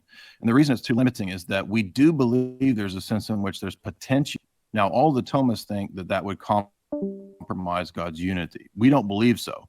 And the reason we don't believe so is to talk about the triad. So this is very important. I want it to you. Are you familiar with the common terminology or speaking of the Father as the cause? Just to remind me, maybe to sort of get an idea. So in the Trinity, the Father is the cause of the Son. This is what all the Eastern Church Fathers, right? So in other words, okay, right, okay, yeah, Okay, so the eternally. So but don't the Thomists also hold that the Father generates the Son? They do, but what I'm going to show you, All right? right, So okay. what I'm going to show you is that, so to take that term cause, right? The Father is the cause of the Son, right? You follow? The cause being, but I think No, nope. This is across all of the church. It's unanimous, and they use cause in a different sense than, okay? God is the Father What is sense? In what- eternally, right, in he's what sense? eternally the cause of the Son, right? What is cause used though? That's the because it seems to me that cause implies some form of It doesn't. That's why creation, I'm trying to right? say. Like Exactly. It's an Okay, analogy okay. that's applied to God, and that's why we can't read all relations back into God. And I'm going to tell you that the same thing is true when we use the act. Okay, so the Father as the cause of the Son eternally. This is all the fathers. This is Athanasius. This is Basil. This is Maximus. This is the councils speak of the Father as the sole cause, arche, amen. Right. This is dogmatic, and eventually Roman Catholics agree with us on that point. Right. Roman Catholics, even if you read the Vatican clarification on the Filioque, that the Father is the sole cause in the Godhead. Okay, and again, we're not saying cause in a temporal sense. Now, there's a very important paper that is crucial that I'm going to send you that is about Athanasius debating this point with the Arians. And this is where I think it's going to be the most clear to the Thomists. We would disagree with them, and how the thing that I'm having with Thomas is actually mirrored back in the debate with in the Arians or Basil and the Eunomians. Okay, so imagine you're an Arian and you hear Athanasius say that the Father is the cause, right? If you're an Arian and you believe that God is a strictly simple being, then they reasoned that, well, if God the Father is anything distinct from him, must be some kind of lesser ontological status. Well, so the Arians actually believe that there's a composition in sort of the Trinity, and therefore that's why they get all their theological nonsense, such as that Christ isn't actually God and whatnot. Yes, exactly. Right. So they argued that if there's a real distinction, then there has to be some kind of lesser ontological status or some kind of position. So they had a similar doctrine of simplicity. Yeah. Yes. So they had the same doctrine of simplicity. A more radical version of them, called the Eunomians, would later have, right? So the Eunomians came along and they had a very similar position. But here's what I want to demonstrate from that, which is, this is Athanasius's argument, and I can prove this. He says that, dear Arians, if you argue that is true, then what happens is that the reason it applies to Roman Catholics is that there's a distinction between the action of causing the sun and the action of causing the world, correct? As Catholics would agree with this, unless, of course, yeah. Okay, so what that requires is that truths or statements or names proper to God that apply to him from all eternity. This is Athanasius' argument, and other names that only in relation to creation. So, for example, the act of creating the world is what makes God, say, creator or provident, right? These are two names now. So creator and I agree. Provident. But see, here's the thing. The reason why I guess the Thomist would add the Filioque son is because I think it's because they think that would. We're not. Whoa, dude. We're not going to. Hold on. Let's not talk about Filioque yet. I want to make a point about, which is that so you understand that, like, creator, God is not eternally a creator, right? I mean, creator is something. Okay, I get what you mean. So causality, the term cause is very specific in creatures, and to God it applies differently. Correct. Yeah. But I'm going to make. Okay, but hold on. I'm making the next point, which is that some of these names, and this is the reason I'm making this point, is that it's going to people to admit that when they understand Athanasius' argument, they have to admit the essence synergies. And the way that I prove that is by the fact that God acting as creator is not synonymous with his, because that's what the Arians argued. They argued that if God is absolutely simple, then either the sun is a creation just like the rest of the world, and we introduce distinctions into God, right? Or Athanasius is right, and God can be God can be creator, and that's not identical to his essence. So that's a name, that's a real action of God, right? Creation is a real action that's not identical to the, but Thomism explicitly says actus purus, all of God's actions are absolutely identical to the divine essence. Okay, so yeah, I understand what you mean, and I think this is where sort of that the crux of proves- the that argument proves- really lies, right? That proves so that proves that there is potentia. Correct. God did not have to create the world. no, but see, here's the thing. Like, so for example, if I look up the Catholic Encyclopedia, I think I can post it for you right now. Like, creation is a very specific word. I mean, I could read it. So, it says creation is not a change or transformation, since the latter process includes an actual underlying pre-existing subject that passes from one real state to another real state. Yeah, With but you're subject not, creation positively that's not the argument. is not the sort of procession within the deity. Know that. I know that Thomas don't believe that God had to create. That's not the argument. The argument is contradiction in Thomistic theology and philosophy, because on the one hand, freely created, but then on the other hand, they say that all the actions of God are absolutely and strictly identical to his eternal essence. So what I'm saying is that the argument that Athanasians also applies to the Thomists. Yeah. See, here's the thing. I'm not sure if that's true, because the thing is that the way we conceive of creating something out of nothing, the way it works is that with God being pure act, and pure act just means that God is completely, God is not only eternal but already perfect. Like, there is, like, his essence That's is not all it means. It means that he is a but what it means is that his is infinitely perfect, right? And that he is not unfulfilled. Do you in understand any that respect. Dude, that's a presupposition. We don't have that presupposition. We don't believe that if there's a sense in which God has potentia, that means he's imperfect. Why can't you? Yeah, it's because, again, here's the thing. I hold, right, that when something has potency, right, it means it's directed towards something, right? There's a sort of a teleological aspect to the act potency theory. Like, when something, so for example, when you have the potential to sort of, like, when you're a kid and you have the potential to grow, that means that there's something in you that's unfulfilled according to your nature, right? So you have the potential to change according to your nature, and therefore your entire being is teleological. So the act potency distinction, all it says is that if a being has potency, it necessarily means it is unfulfilled in some respect with respect to its own nature. We don't accept that. We don't accept that. So you're arguing against the position that we don't.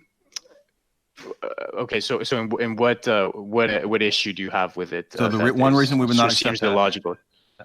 Right. So one reason we would not accept that is that it would, as Thomas says, every action of God is absolutely and strictly identical to his essence. That's what actus purus means. That means that the act of creating the world is absolutely synonymous with the essence of God. That means creation is, and it was necessary. That's why we don't accept it. That's the argument that Athanasius. I think, and correct me if I'm wrong. I think there's a sense in which you're presupposing that function the same way a creature's does. Like for example, when I, like, my energies and my operations is what my nature is. Like, so for example, the human nature, the energies of human nature is contingent upon the will and the intellect, and the creation of artifacts and stuff like that. That analogy is what the Eastern Fathers use of God. It's the same with God. But okay, so not synonymous. Right, so Okay, so it is an analogy. So it's not sort of a projected onto God in the same way a creature It's is, right? An analogy. So, for example, if you read Book 3 of St. John Damascus, he says that we know the natures of things by the energies that they give off, that they enact, right? So we know human energy by the fact that humans do things, and they build a house. That's an action proper to human nature, building a house. He says God created the world. That's an action and energy proper to the. That's not something that humans do. He says Jesus walking on water was an action proper to the uncreated energies. Jesus crying is an action proper to his human nature. Right? So there's two energies, two wills, two actions in Christ. And again, I have to stress to you that the whole point of this debate is that Thomism is a very, and by extension Roman Catholicism, is a very, very specific claim, and all of God's actions, attributes, whatever terms, being absolutely identical to the divine essence. I know that Thomists make distinctions in the attribute, but they believe that those distinctions are nominal and conceptual. They don't believe they're real. So all I have to do is, again, stress to you the point that if action in creating the world is identical to the essence of God, then necessarily created, because his essence necessarily is what it is. And it also means that Jesus walking on water is identical to the action of creating the world. It's stupid. And Basil in letter 234 says, if you believe this doctrine, it's stupid. Yeah. Okay. Yeah. Sure. But again, do you believe that God's actions are identical to his essence? Because here's the thing: God's actions, like, we have to sort of understand what this is what Thomas says. God's actions are absolutely identical. Do you not? Yeah, it's because I believe that. That's Thomism. That's basic Thomism. That's what. Yeah, no. I do believe that, but the thing is that we have to understand what. Then is the action of creating the world? Then is the action, dude? Is the action of creating the world identical? Okay, Jay, but just let me finish. God's actions or God's operations, right? Like, have a very specific meaning in God, because we only speak analogically of God, right? Like, we don't sort of project our own creaturely sort of let's say understanding of created effects onto God, right? Because that would be a category error. You agree, right? It's called analogical predication. We make analogy. Yeah. Right. So we always have to speak of God. Yeah, we always have to speak of God analogically. Correct. We agree there. Perfect. Okay. So the with regards to creation, we cannot say that God creating is and God's like if we make a distinction between God's operations or God's energies and his essence, I think it would still be a category error, because the creation, like a creation as such, is like sort of God's nature, right? Like God is creation is God's nature. No, it's not. It's because the thing is that God. Okay. So again, I'm assuming that the sort of arguments that Thomas gives are correct, or like they're logically sound, right? So what follows from those arguments is that God must be this sort of has necessary existence. In other words, right? Like necessary existence, meaning he also has. He is pure actuality, and what I mean by that is that he is the being, right? He's the subsistent. Where are you going, man? Look, so where I'm going with this, did he do an action to create? Where I'm going with this is that when we speak of God creating the world, right? And we say that we don't make a distinction between his essence and his operations, or his actions. Or his actions, yeah. The reason why we say that is because, first of all, creation is a mystery, right? Because of the presupposition. Yes, I know. Yeah, but like, first of all, we have to both recognize that, like, creation is a mystery, is an infinite mystery. Like, it's something that reason cannot comprehend, because it's that doesn't matter. It's a simple question about whether the action of creating the world is synonymous with God's essence. In Thomism, you have to say yes. It's a very simple question, and I'm saying that leads to absurdity, because it leads to the position that the Arians argue. And you don't have to restate.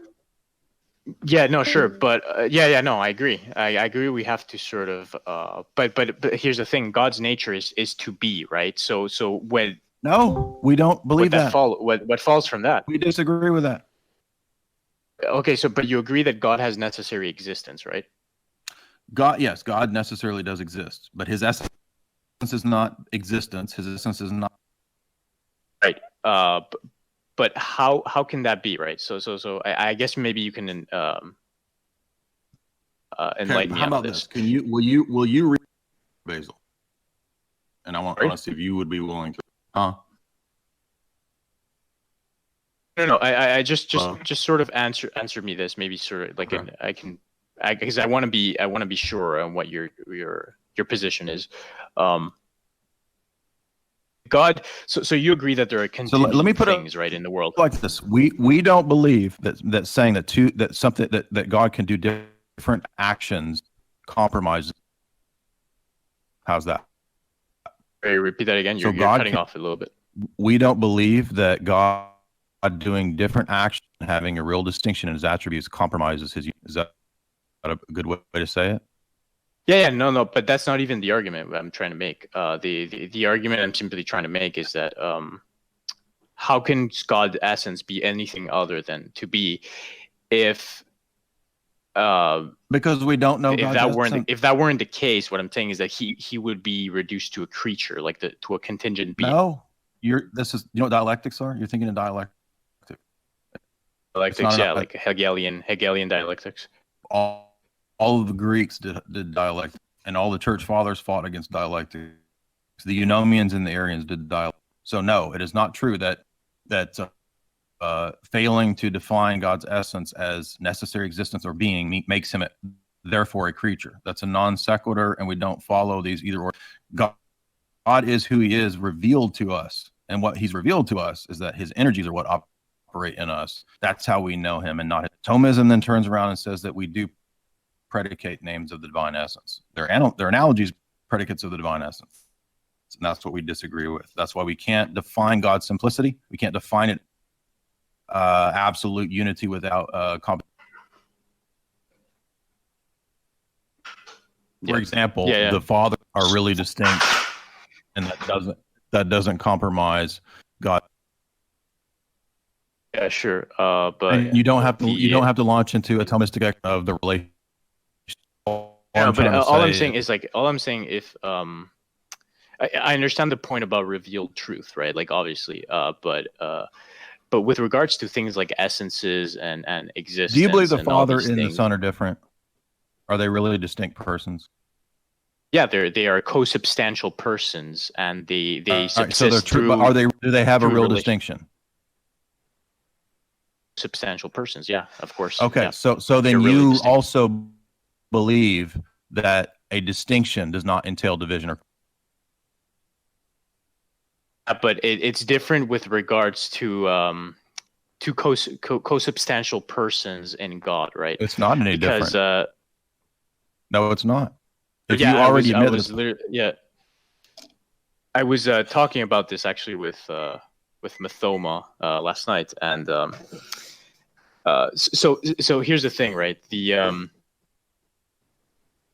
The way divine simplicity works in Thomism is that just because there can be distinctions in the essence, right, doesn't necessarily imply composition.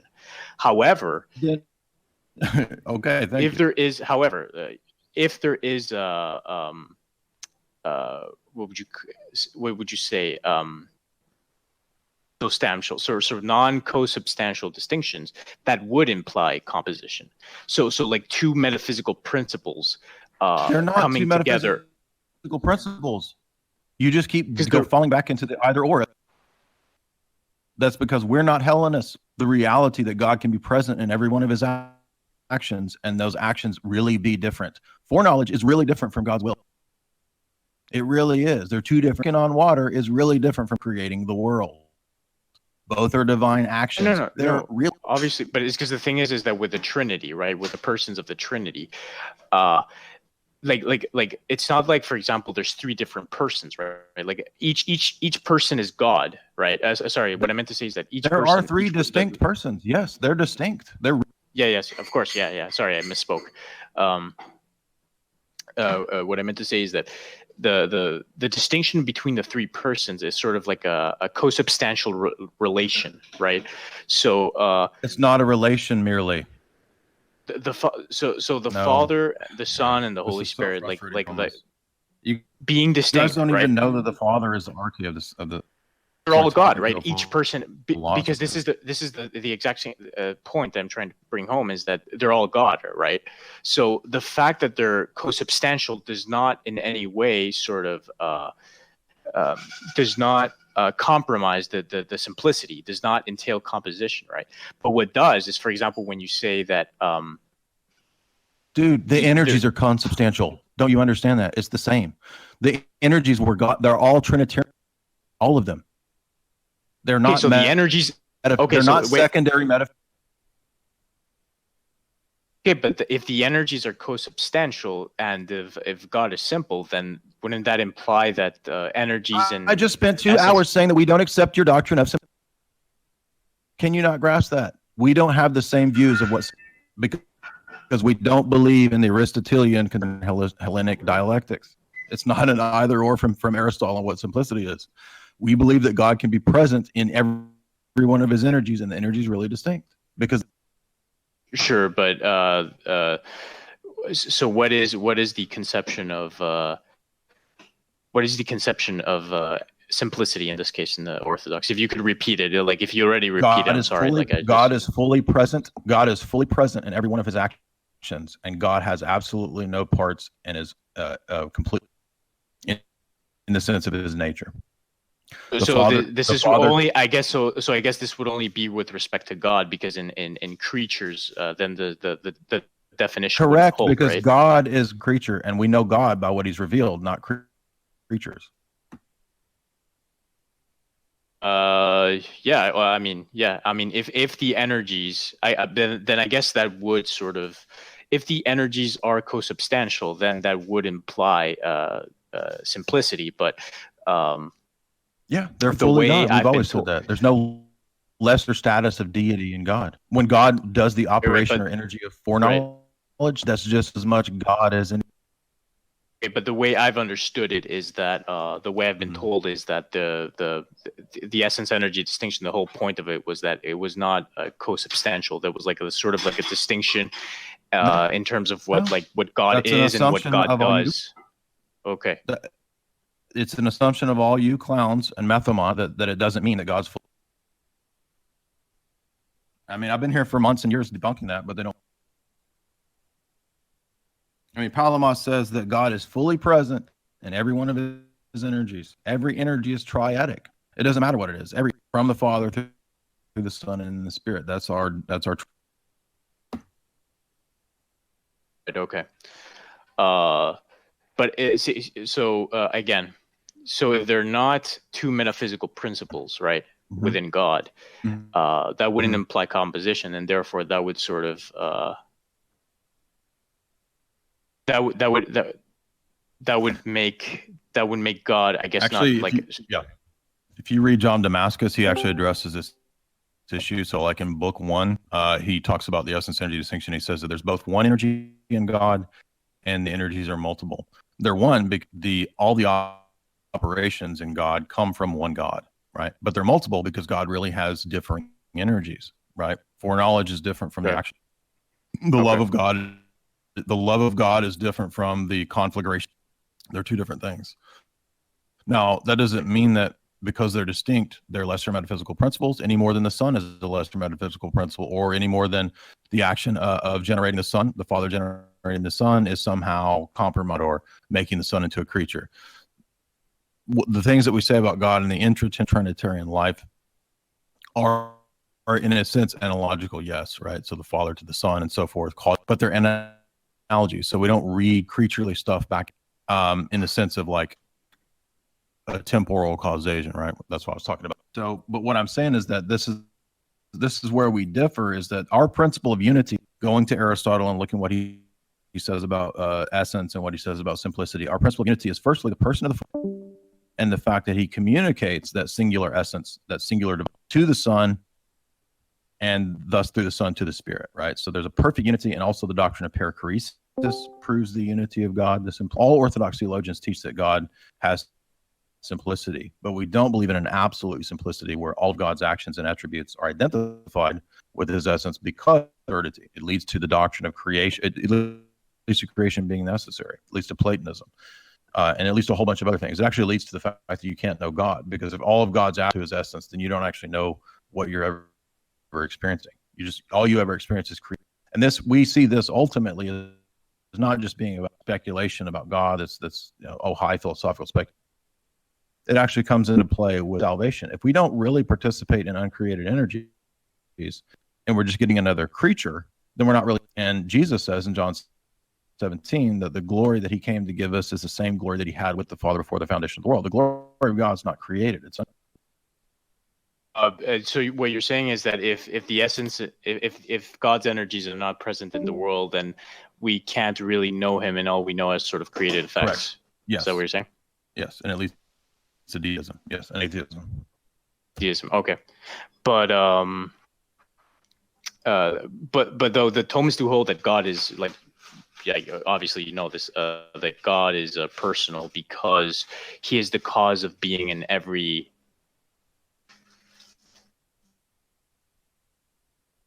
Hello.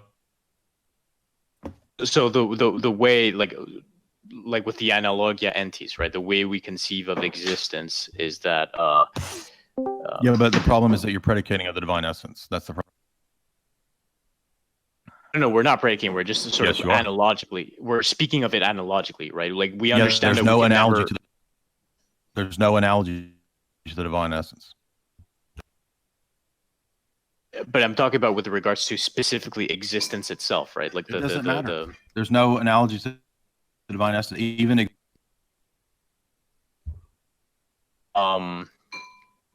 just read letter 234 of Basil, and you see how different we are from. We believe what Basil says. The council. So how do I guess. Have you read letter 234 of Basil? Have you? No, I haven't.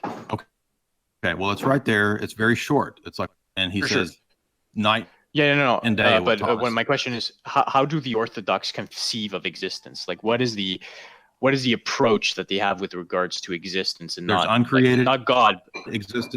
There's uncreated existence and there's created existence.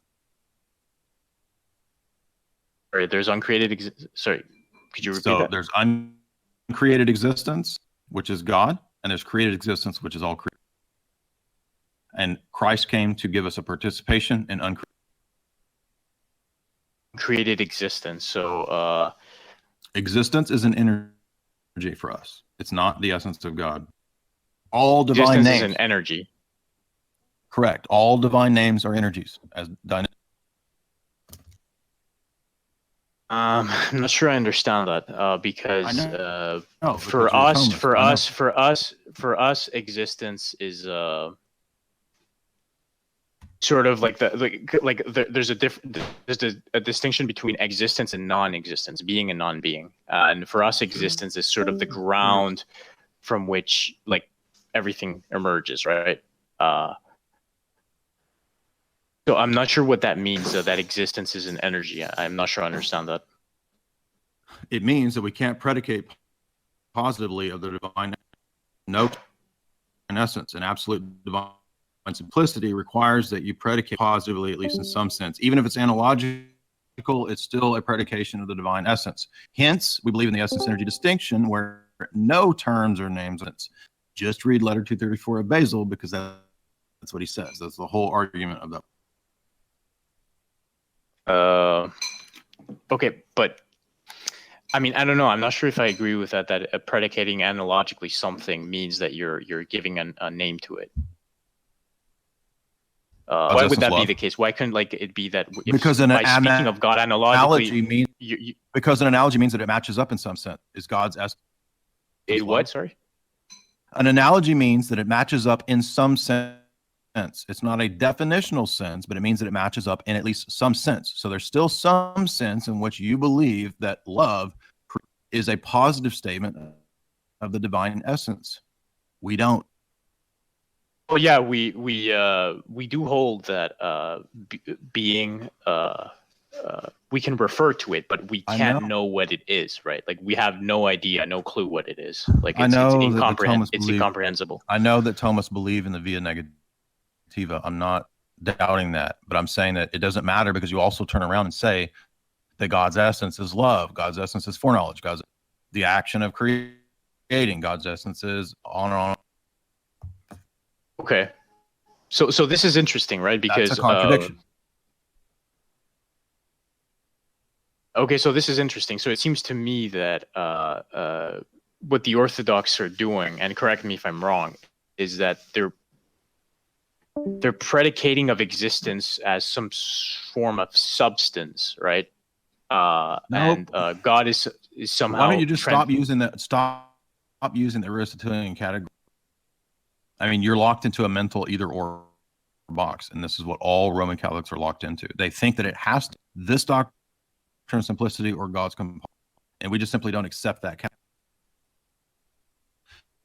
Okay, yes, so I mean, obviously, we can use Aristotelian categories of God at times. So if you read, for example, as 200 chapters on theology, within the first chapter, he says there's a sense in which the Aristotelian categories about God as, for example, first cause, sustaining cause, that three-part structure. He says that's okay to say about God in terms of God in history and in creation.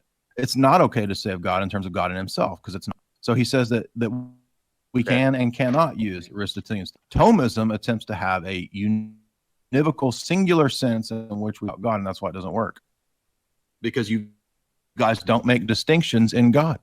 For example, you believe that the action of creating the world or being a creator has to be is eternal. Is God as creator? Is that true about God from all eternity? Because is it an essence? Analogically?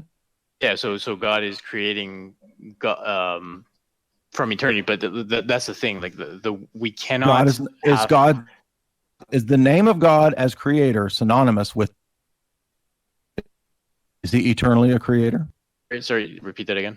Is the name of God as creator, that name, is that synonymous with his essence? And is he therefore eternally a creator? Yeah, but the way we conceive of creation is different. I think that is the sort of. I'm not asking you if you believe in. That's not the argument. I know that you believe is in time. I'm asking you on the Thomist if creation, and excuse me, if creator is synonymous with the divine essence. Aren't all the names the synonymous with the divine essence? I know that Thomas elsewhere. Look, so I know that Thomas elsewhere action, asking if Thomas says something true in another place. I'm asking specifically about this point. The action of creating the world and making God becoming a creator, is that synonymous with the?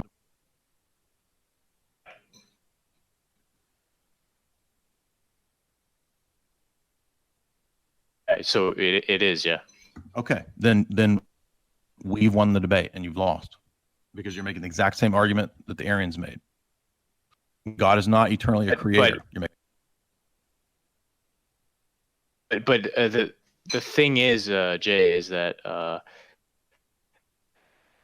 we still have to get around the fact that look, I understand what you're saying with regards to the whole that I presuppose this Aristotelian concept of simplicity, but okay, this is just all right. So you affirm that you affirm that creation is synonymous with the divine essence. But it's because the thing is that creation has this very specific technical term. Like it's not. It doesn't matter. I'm not asking about that. What the Thomistic scheme is when it comes to the action of creating the world. You can qualify creation all you want. You just said it's the action of creating is synonymous with the divine essence, and it's eternal. That's not true. God is not. But the reason why I would say that is specifically because creation is not some sort of like God, like in some point in time comes and like, because it seems to me like you're sort of projecting this sort of creaturely understanding of creation, where there's some pre-existing stuff that already exists. No. I'm asking about the names of God. This is the argument that Arius and Athanasius asked that. You're making the Arian argument. You're saying what the Arians said. You're coming to different conclusions. You're making the same argument the Arians. Okay. So I understand what you're saying, but the thing is that I'm using like creation or causality very differently from how the Arians are using it, right? Like the Arians are. Yes, it does matter because the Arians presuppose that creation is the That's sort why of I like said you're coming to understanding. Different conclusions. You're making the same arguments. You can qualify these terms all you want. You admitted it. What you said is self-refuting. Creation is a free action of God. God is not essentially and eternally. That's called Masonry. That's called. Because you have to understand that God being pure act, right? He's not. He is self-diffuse. But this is from the Thomistic. I just showed you why. I know. Let's just assume for a moment he is, right? Like for the sake of argument, in the Thomistic sense of the word, God being pure act,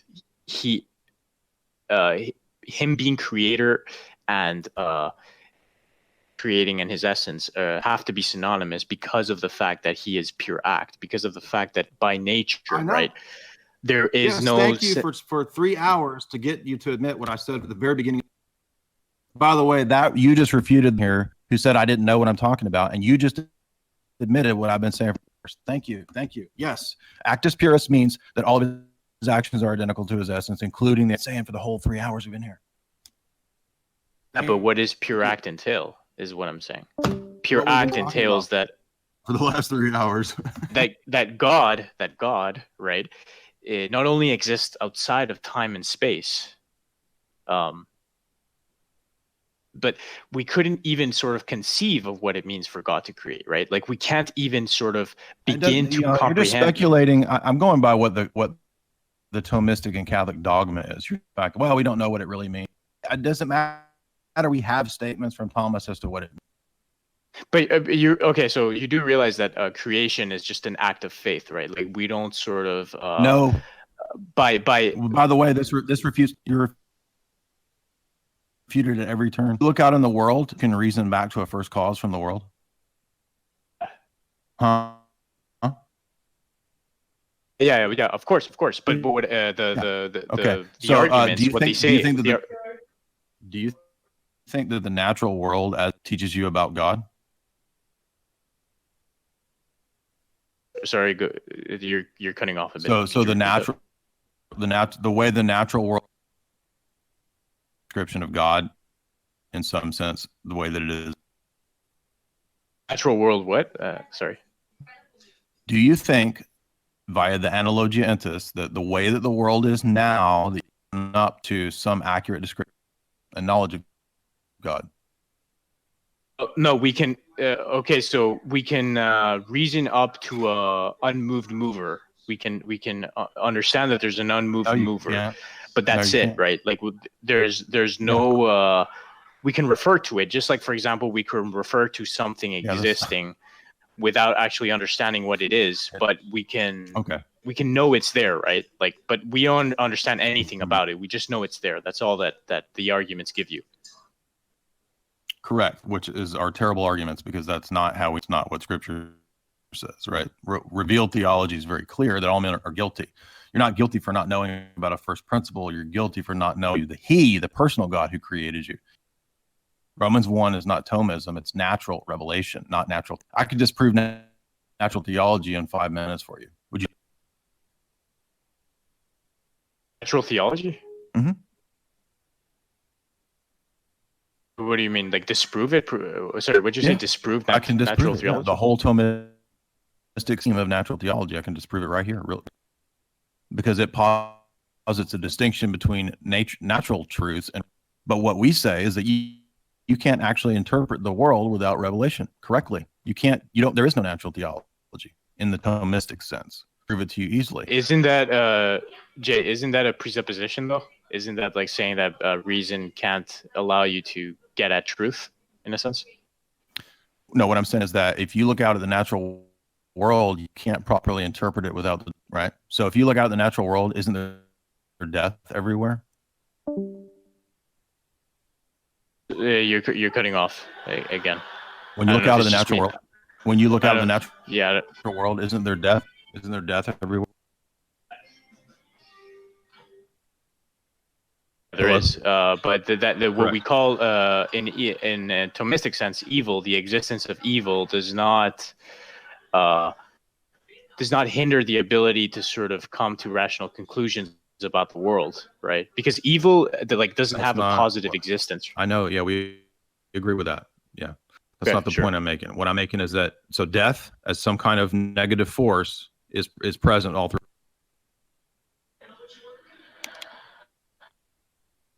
Hello? Yeah. Death is a negative force. So correct. So can you accurately understand and interpret death and its negative presence in the world as a force without the doctrine? No. So we obviously hold that. So no. So you admit? No, we can't. No, we can't. Okay. I just disproved natural theology to you. So you cannot properly interpret the natural world without the doctrine. Doctrine of the fall is a revealed doctrine. That disproves Thomism right there and natural theology. No. I thought what I meant to say. I thought you said that we cannot sort of come to. So I thought what you said, we cannot. Evil, right? But I didn't say that we cannot understand the natural world if there is evil.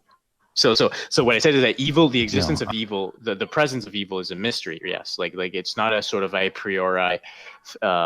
Is there death all throughout the natural world? Yes, right. How can you understand death and the world without the doctrine of the fall? Therefore, natural theology is not true. You have to have the doctrine of the fall, but the doctrine of the fall is revealed. So the Thomistic scheme of natural truth and supernatural truth doesn't. No, but just because we hold that evil is a mystery doesn't mean that we cannot understand the world. Answer to that has nothing to do with.